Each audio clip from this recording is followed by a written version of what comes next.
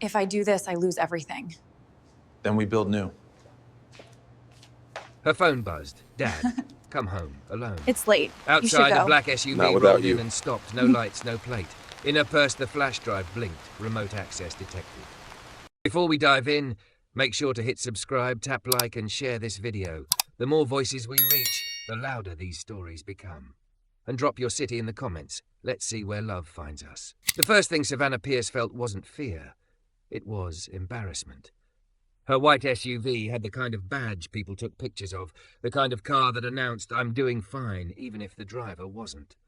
And now it sat angled half into the road, hazard lights blinking like a public confession, while Lagos traffic swarmed around her with the usual soundtrack of horns and impatience. Savannah exhaled through her nose, red lips tightening. She was dressed for a boardroom war, fitted ivory wrap dress that hugged her thick, curvy body like it had been tailored to make men forget their manners and women forget their filter. Her blonde hair fell in soft waves over her shoulder, glossy enough to reflect the noon light. She could feel eyes on her through tinted glass, could almost hear the thoughts. Big madam. Big car. Small sense. "Come on," she hissed, pressing the start button again.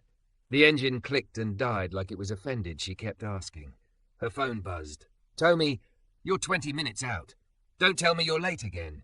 Savannah's nails tapped the steering wheel. She stared at the steering wheel emblem like it might fix itself out of respect. A boy darted past her window with a plastic bag of sachet water, shouting. A bus shoved by too close, rocking her car. Savannah's chest tightened. She hated being stranded. She hated being seen stuck.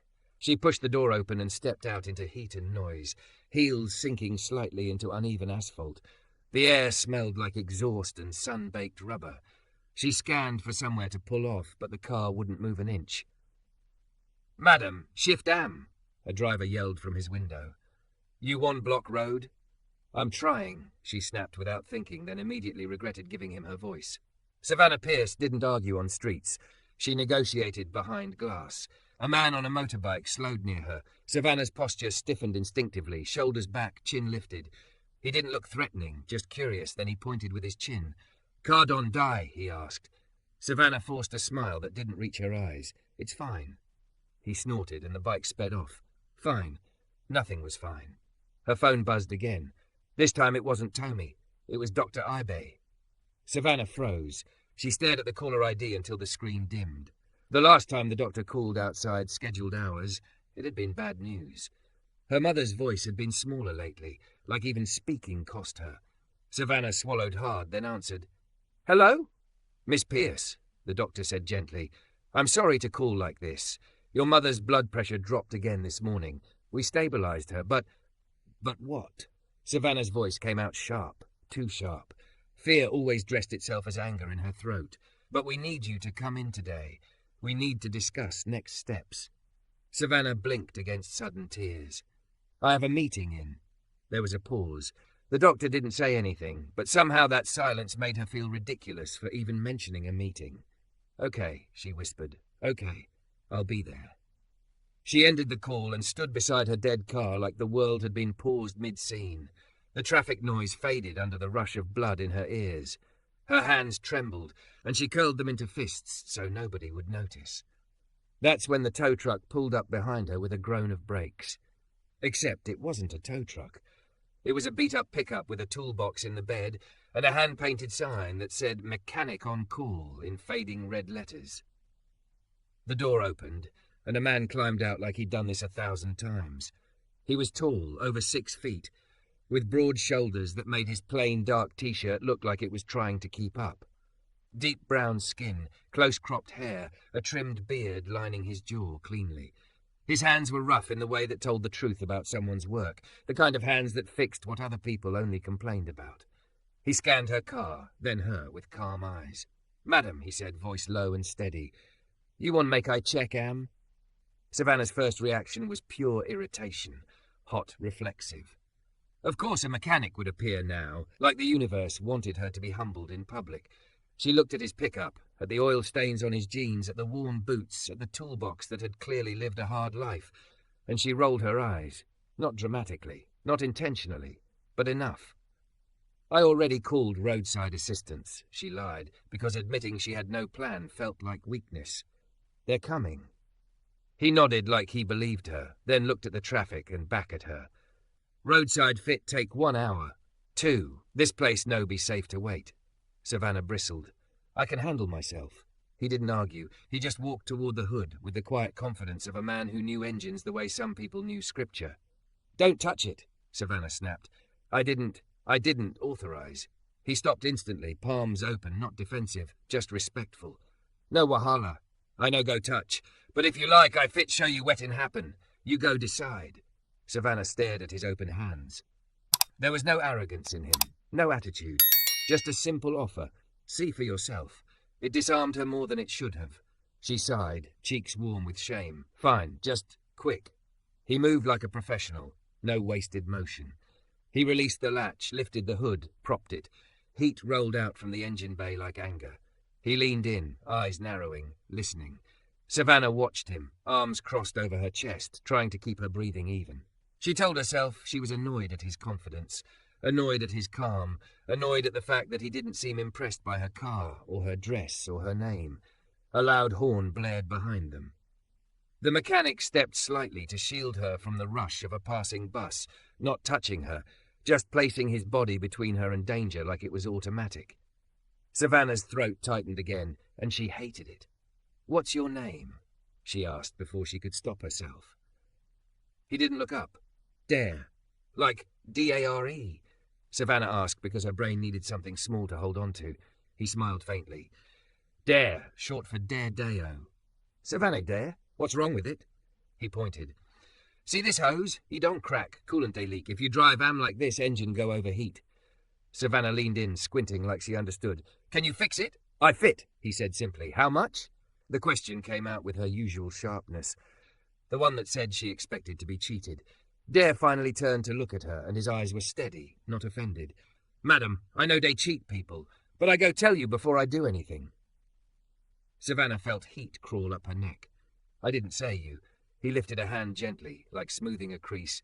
You no need explain. People don't they treat me anyhow for this work. I just want make you know say, I no be that kind man. The words hit harder than she expected. Not because they were dramatic, but because they were tired. Like he'd said them too many times. Savannah swallowed. Her voice softened without her permission. Okay. He reached into his pickup and pulled out a small case with parts organized inside like a surgeon's kit. He worked fast, cutting the damaged hose, fitting a replacement, tightening clamps with practiced precision. Sweat darkened the collar of his shirt. Grease smudged his forearm. He looked focused in a way that was almost peaceful. Savannah watched, something twisting in her chest. She remembered her mother's hands before sickness, soft, always scented with lotion. She remembered how those hands used to fix Savannah's hair, how they used to hold her face when she cried. Now those hands lay under hospital sheets, connected to machines that beeped like reminders. Savannah's eyes burned. She turned away, blinking hard. You dey cry? Dare asked softly, not teasing. Savannah stiffened. No. There was a pause. Then he spoke like he wasn't afraid of truth. Sometimes when stress pile, tears no day ask permission. Savannah's breath caught. She stared at him, at this man she'd rolled her eyes at, this man who smelled faintly of engine oil and soap, who spoke gently like he'd learned pain didn't respond well to shouting. My mom is in the hospital, Savannah heard herself say, and it felt like dropping a glass, too late to catch it. I have to go now. And my car. Dare nodded once, understanding settling in his posture. You go reach. He closed the hood, wiped his hands on a rag, then looked at her with that same calm. Start am, he said. Savannah slid into the driver's seat, heart thudding. She pressed the button. The engine turned over smoothly, like it had never betrayed her. For a second she just sat there, stunned. Then she got out, meeting his eyes. How much? She asked again, but this time her voice wasn't sharp. It was almost small. He told her a price that was fair. Too fair. Savannah stared at him like she didn't know what to do with honesty that didn't beg. She reached for her purse, then paused. I'm sorry, she said quietly, the words scraping her throat. For earlier. Dare's expression didn't change much, but something softened around his eyes. No wahala. Today hard for you. Savannah nodded, swallowing. She handed him cash, then hesitated. "Thank you." He took it, then glanced at her phone screen where the hospital's name still glowed in her recent calls. His gaze flicked up. "Madam Savannah Pierce," he read softly, as if the name mattered. Savannah's stomach dropped. "How do you know my full name?" Dare's face went still for the first time. Not scared, not angry. Just heavy. He reached into his back pocket and pulled out a folded paper, worn at the edges like it had been carried for a long time. He held it up, and Savannah's breath stopped when she saw the letterhead. It was from her father's company, and her father's signature was on it. Dare's voice was low. "Because your father, him I dey come find." Savannah stared at the paper in Dare's hand like it could bite. The letterhead was familiar, too familiar. She'd grown up seeing it on envelopes that arrived with quiet authority. Pierce Group. It belonged to her father, the way the city skyline belonged to the wealthy, like it had always been there and always would be. Dare held it carefully, edges soft from being folded and unfolded too many times. Not dramatic, not threatening, just present, like proof. "Because your father, him I dey come find," he repeated, voice low, measured. Traffic screamed around them. A bus hissed past. Savannah's hazard lights blinked in the reflection of her car door like a warning she hadn't asked for. "What is that?" she asked, throat tight. Dare's eyes didn't flinch. "Termination letter. And settlement paper. We no settle anything." Savannah's stomach dropped. "You worked for my father?" "I worked under your father's people," Dare corrected gently. "Contract. Site work. Maintenance. Fabrication. Anything dem throw give us." Savannah's mind tried to reorganize itself around that. Her father didn't do maintenance. He did acquisitions, investments, glass offices. He didn't have employees with grease under their nails. He had staff who wore ties and said, "Sir." "Why are you looking for him now?" she asked. Dare looked past her shoulder, scanning the road like he was making sure she stayed safe in the chaos. "Because I don't try everything. Letters, calls, people. Nobody dey answer me. And now," he paused, jaw flexing, "now time don pass where I fit dey beg." Savannah's phone buzzed again. Tommy, then another missed call from the hospital. Her chest tightened until breathing felt like swallowing glass. "I have to go," she said, voice breaking despite her fight. "My mother, she's—" "I hear you," Dare said immediately. "Go." Savannah blinked, surprised by how quickly he made space for her panic. She climbed into her car, hands shaking as she gripped the wheel. The engine purred smoothly now, steady, obedient. She looked up through the windshield and saw him standing there with that same calm, like a man who'd learned storms didn't stop just because you asked them to. "Dare," she called through the open window. He stepped closer but still didn't crowd her. Respectful distance. "Where can I find you?" she asked. If we need to talk." He hesitated, then said, "I dey work for Oshodi side. Small workshop. Dare Auto. If you reach there, ask anybody." Savannah nodded fast, like agreeing might keep him from disappearing. "Don't. Just don't do anything stupid." A faint smile touched his mouth, but it didn't reach his eyes. "Madam Savannah, now your father be danger. No be me." The words landed like a slap. Savannah drove with her heart in her throat. The hospital smelled like antiseptic and boiled fear. The lobby was too bright, too clean, too loud with soft voices trying to sound calm. Savannah walked fast, heels clicking like an argument, then slowing as she reached the ICU corridor where time always felt heavier. Her mother lay in the bed like a smaller version of the woman Savannah used to know. The tubes and monitors made her look borrowed from the world, not fully allowed to stay. Her skin was pale under the fluorescent lights, eyes closed, lips dry. Savannah's throat tightened. She leaned down, pressed her forehead to her mother's hand. "Mummy," she whispered, "I'm here." Her mother's eyelids fluttered. A slow blink, a weak squeeze. Savannah's eyes burned. She turned away quickly, wiping at her face like she could erase the evidence of needing anyone. A nurse stepped in, checked the IV, then glanced at Savannah with a kind look that made Savannah's chest ache worse. "She's stable," the nurse said softly, "but she needs rest." Savannah nodded. "Thank you." When the nurse left, Savannah sat in the chair beside the bed, her purse on her lap like a shield. She stared at the heart monitor's steady rhythm and tried to pretend her own heart wasn't sprinting. Her mother opened her eyes again, more awake now. "Savvy, don't talk," Savannah said quickly. "Please." Her mother gave a tired half smile. You always trying to control everything. Savannah swallowed. Someone has to. Her mother's gaze lingered on Savannah's face like she was reading the cracks. Your eyes? You've been crying. Savannah's laugh came out sharp. No. Her mother didn't argue. She just watched her. Savannah's phone buzzed again. Another message from Tommy about meetings and delays and where are you? Savannah stared at the screen until the letters blurred. I broke down on the road, she blurted, because silence was making her implode. A mechanic fixed the car. Her mother blinked slowly. Okay. Savannah hesitated, then pushed the words out like they were thorns. He knows, Daddy. Her mother's expression changed, not surprise, not confusion, something else, something like resignation. Savannah's stomach sank. You know what that means. Her mother's voice was weak but clear. It means the past has finally found your father. Savannah felt cold. Mummy, what did Daddy do? Her mother swallowed, eyes glistening. Your father built a lot of things, Savannah, but he broke people to do it. Savannah shook her head, almost angry at the suggestion.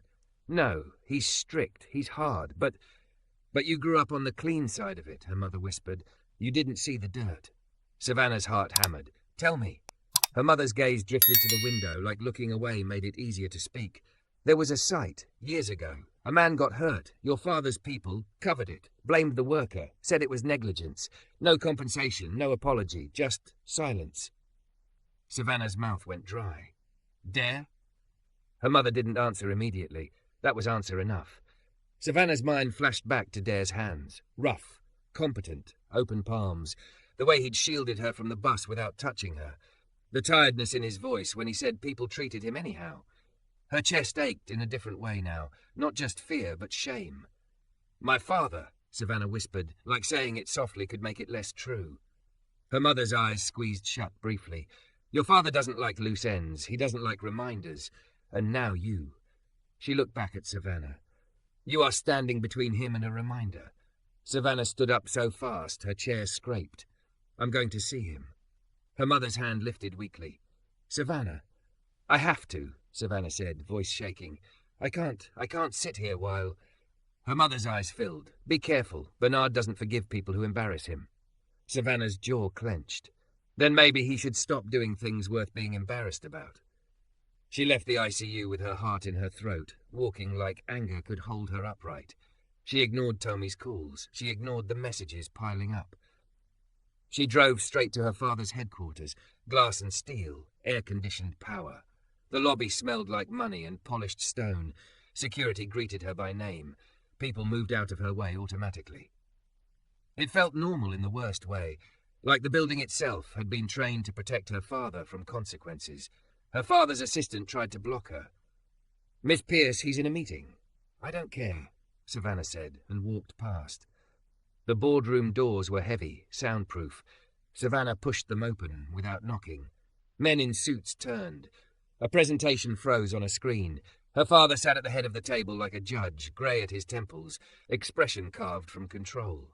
Savannah, Bernard Pierce said slowly, as if tasting the disruption. What is this? Savannah's chest rose and fell too fast. A man named Dare Dio is looking for you. Her father's eyes didn't widen. They didn't flinch. He just went still in a way that made Savannah's skin prickle. Leave us, Bernard said to the room without looking away from her. Chairs shifted. People stood. The doors closed. Silence poured in like thick oil. Savannah swallowed. What happened on that site, Daddy? Her father leaned back, fingers steepled. Who put you up to this? No one, Savannah snapped. Answer me. Bernard's voice stayed calm, which somehow felt more dangerous than shouting. Savannah, you don't understand adult matters. I'm not a child, she said, hands trembling. Did you ruin his life? Did you hurt him and then throw him away like trash? Her father's gaze sharpened. Watch your mouth. Savannah's laugh sounded broken. What's yours? He showed me your signature on his termination letter. Bernard's eyes flicked just once toward the folder on the table, then explainably back to her face. So you've met him, he said softly. Savannah felt the air change, like the building itself held its breath. Yes, she said, and he saved me today. He fixed my car. He didn't have to. Bernard's mouth curved slightly, humorless. That's how they do. They perform, then they ask. Savannah stared at her father. That's how you do. Bernard stood, slowly. The kind of slow that warned you not to run because he'd still catch you. "Savannah," he said, voice low, "do not bring that man into my life again." Savannah's eyes burned. Or what? Her father took a step closer. Or you'll learn how quickly comfort can disappear. Savannah's breath hitched. "Are you threatening me?" Bernard's face remained smooth. "I am reminding you who pays for your comfort." Savannah's stomach twisted. She thought of her mother in that hospital bed, thought of Dare holding that worn paper like it was the only proof he existed. She reached into her purse, pulled out her car keys, and placed them on the table between them. Metal clicked against wood. Small, final. Bernard's eyes narrowed. "What are you doing?" Savannah's voice shook, but she didn't back down. "I'm choosing." Her father's gaze turned cold. "Choosing a mechanic over your family?" Savannah swallowed hard. "No, I'm choosing truth over your lies." Bernard stared at her for a long moment, then looked past her shoulder as if the threat was already moving. "Leave," he said quietly, "before you regret this." Savannah stepped back, heart pounding. She turned and walked out with her spine on fire, not sure if she was brave or reckless, only sure she couldn't unsee what she'd seen. Outside, the sky had darkened. Rain began to spit against the glass building like warning taps. Savannah pulled out her phone and typed with shaking fingers, "Dare Auto Oshodi." One result. A pin on the map. She didn't hesitate. Because somewhere in her chest, beneath fear and pride in her father's shadow, a new thought had taken root, small but stubborn. If Dare had been wronged because he was easy to crush, then maybe she'd been wrong about who the real danger was all along. And as she merged into traffic toward Oshodi, her phone lit up with one new message from an unknown number. "Stop chasing that man. This is your final warning." Savannah stared at the words until the road blurred and rain hit her windshield harder, like the city itself was trying to wash her back into obedience. Rain turned Oshodi into a blurred watercolor of headlights and puddles. Savannah's wipers beat a frantic rhythm against the windshield as she followed the map pinned down a side road that looked like it swallowed expensive cars for breakfast. Her SUV didn't belong here. She didn't belong here. But she drove anyway, shoulders tense, stomach knotted, until she saw it. A low building with peeling paint and a hand-lettered sign that read Dare Auto. The gate was half open. Inside, men moved around engines like surgeons around open chests. And there he was. Dare stood with his sleeves pushed up, forearms streaked with grease, head bowed over a car's open hood. He looked up at the sound of Savannah's tires on gravel and went still, like the air itself changed. Savannah stepped out. The rain kissed her bare arms, cool and sharp. Her ivory wrap dress clung slightly now, outlining every curve she usually wore like armor. Soft belly, wide hips, thick thighs, a body that made strangers assume she was either easy or arrogant. Today it just made her feel exposed. Dare wiped his hands on a rag and walked toward her slowly. He didn't smile. "You come," he said, voice flat. Savannah swallowed. "I came." His eyes flicked over her. The soaked hair, the expensive dress, the stiffness in her shoulders, and something like tired disbelief settled on his face. "You don't talk to your father?" he asked. "Yes." Savannah forced the words out. "He threatened me." Dare's jaw flexed. "I talk am." Savannah took a breath, and for the first time in a long time she tried to speak without winning. "I'm not here to fight you. I'm here to understand. And if I can fix anything..." Dare let out a short laugh with no humour. "Fix? Madam, some things no be radiator hose." The words stung because they were true. Savannah's hands curled into fists at her sides, then relaxed again. "I'm sorry I rolled my eyes at you." Dare looked at her a long moment. Rain dotted his lashes. That one. A small thing. Savannah's throat tightened.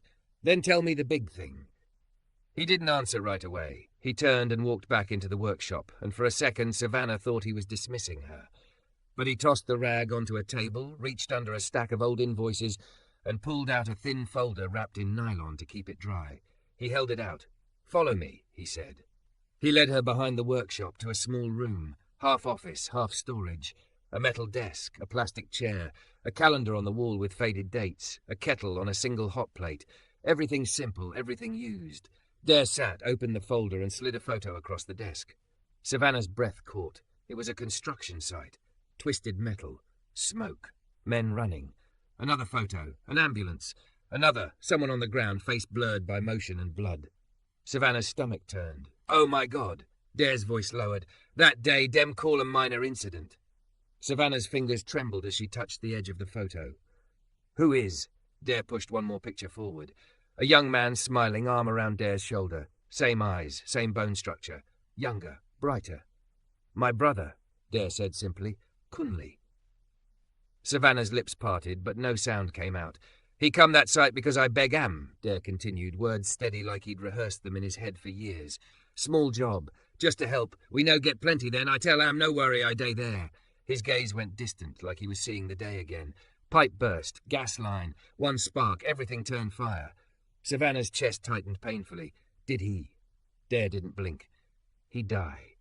The room felt too small for the weight of it. Savannah pressed a hand to her mouth. Her eyes burned hot. Dare, he lifted a hand palm outward, not stopping her grief, just guiding it. Wait. He tapped the termination letter with his finger. After the burial, I ask for compensation, even small, for my mother, for the hospital bills we come before he die. Your father people tell me, sorry, sign this. Savannah stared down at the paper like it was poison. I no sign, Dare said. Next thing, dem say I be troublemaker. Dem terminate me. Dem write report say my brother they smoke near gas line, lie. Savannah shook her head, tears slipping now. My father, did he know the truth? Dare's eyes lifted to hers, sharp and exhausted. Madam, your father know the truth for that company. If he say cover am, everybody cover am. Savannah's lungs felt too tight. She stood abruptly and paced 2 steps, then stopped because the room ended. I didn't know, she whispered. Dare's voice stayed calm. I believe, say you know no, but you benefit. The words hit clean, no insult, just fact. Savannah flinched because she deserved to. Outside, thunder rolled. Savannah's phone vibrated again, unknown number. She didn't even need to open it to feel the threat. Dare saw the screen light up and sighed. Demmed on start. Savannah's blood went cold. They're watching me. They've been watching me, Dare corrected. Now you don't join. Savannah looked at the folder again. Then she looked at Dare. Not the mechanic now, just a man carrying a dead brother in his pocket. What do you want? She asked softly. Money? Justice? An apology? Dare's eyes softened just a fraction. I want my brother name clean. I want my mama stop crying like say she be the one we do wrong. Savannah nodded slowly. Okay. Dare tilted his head. Okay? Savannah wiped her face, then straightened her shoulders. Okay, we'll clear his name. Dare's expression hardened. We? Savannah swallowed fear and said the thing that would change everything. I can access my father's internal files, incident reports, emails, payment approvals, anything they used to bury this. A silence fell so heavy Savannah could hear the rain dripping off the roof. Dare stared at her like she'd offered to walk into fire. You go do that? He asked quietly. Savannah's voice shook, but it didn't break. Yes. Dare leaned back, studying her. Why? Savannah thought of her mother in the ICU, thought of her father's calm threat. Thought of Dare shielding her from a bus without touching her, without owning her, while her own father treated people like objects to move. Because I'm tired, she said, and because you didn't have to save me today, but you did. And my father, he didn't have to destroy you, but he did. Dare's eyes searched hers, looking for performance, for manipulation. Savannah didn't have the energy for either. All right, he said finally. If you do am, you no fit turn back. Savannah nodded. I already can't. They moved fast after that, like urgency was a language they both understood. That night, Savannah drove to Pierce Group headquarters, not through the front, through the back entrance only executives used. She still had her access card. She still had the security codes. Privilege for once became a weapon pointed the right way. Dare waited in the SUV, hood up, cap low, hands steady on his knees. He watched the building like it might bite. Savannah's heartbeat slammed against her ribs as she slipped into the empty corridor. The lights were dim. The air smelled like cold money. She reached her father's floor and walked to the secured records office, keypad, badge scan, camera overhead. Her hands shook as she punched in the code. A green light blinked. The door clicked open. Savannah exhaled shakily and stepped inside, pulling files, copying documents to a flash drive. Emails, safety audits. A payment authorization labeled Incident Control. A memo instructing staff to maintain narrative consistency. Her stomach turned with every line. When she finally stepped back into the night, she felt like a different woman. one who had seen the underside of her own comfort and couldn't pretend it was clean. But her father was faster than she expected. As Savannah and Dare drove away, headlights appeared behind them. 2 black SUVs, familiar in the way nightmares are familiar. They didn't flash sirens, they didn't need to. Dare's voice stayed calm. "Hold your wheel." Savannah's hands clenched. "They're going to—" "I say hold," he repeated, and something in his tone made Savannah obey without arguing. He leaned forward, eyes scanning. "Next junction, turn sharp, don't signal." Savannah's mouth went dry, but she did it. Hard turn, tires splashing through water. The SUV behind them followed. "Dare, trust me," he said. He reached down, clicked something under the dash. Savannah's hazards blinked on. He rolled her window down 2 inches and shouted a single word at a passing truck driver in Yoruba that made the man immediately lay on his horn and block the lane behind them like a wall. The SUV was forced to slow. Savannah's breath came out in a sob. "How did you—" "I dey survive," Dare said quietly. They lost the tail after 3 turns and a cut through a market street where the crowd moved like a living shield. Savannah didn't stop shaking until they reached the hospital parking lot because she couldn't think of anywhere else safe. They sat in silence in the dark car, rain tapping the roof like a heartbeat. Savannah looked at him. "You saved me again." Dare stared straight ahead. "No, I saved the evidence." Savannah let out a breath that was half laugh, half cry. Then she turned fully toward him, voice raw. "I'm scared," she admitted, "but I'm more scared of going back to being her." Dare finally looked at her. His eyes were soft and hard at the same time. "You no be her again." Savannah swallowed, tears gathering again. "You don't even like me." Dare's mouth twitched, almost a smile. "I like your courage small. Your mouth too much, but courage day." Savannah's laugh broke through her tears. "My mouth is too much?" "Too much," he agreed. Then his gaze dropped briefly to her lips and back up, like he was catching himself. The air between them changed. Not fast, not cheap, just honest. Savannah's voice dropped. "What happens now?" Dare reached into his pocket and held up the flash drive. "Now," he said, "we fight." Savannah nodded, then surprised herself by reaching for his hand. She didn't grab. She hovered, like asking permission without words, then slowly let her fingers rest on his rough knuckles. Dare looked down at their hands, then back up at her face. "Savannah," he said quietly, "this road go change your life." Savannah's eyes shone. "I know." Dare's thumb moved once, gentle against her skin, like a promise he didn't want to say out loud. "If you follow me, enter this. You fit, lose your father." Savannah's throat tightened. Maybe I never really had him. Dare held her gaze, and for the first time, the anger in his face loosened enough to show what was underneath it. Grief, yes, but also a stubborn kind of tenderness he didn't hand out lightly. Savannah took a shaky breath. "And if we win?" Dare's eyes softened. "If we win, you go free."